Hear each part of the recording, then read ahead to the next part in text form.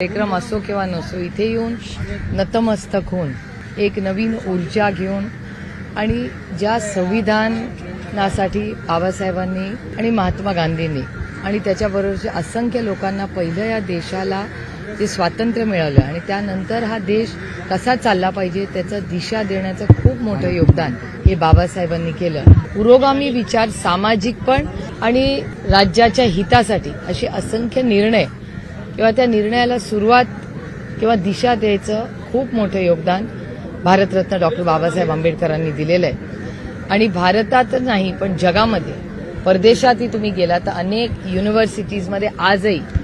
किंवा अनेक सामाजिक चळवळीत जगामध्ये बाबासाहेबांचा उल्लेख, त्यांचे विचार आज जगभर पसरत आहेत आणि त्यांचा जन्म आणि कर्मभूमी हे भारत राहिलंय ह्याचा आपल्या सगळ्यांनाच आणि मला स्वतःला सार्थ अभिमान।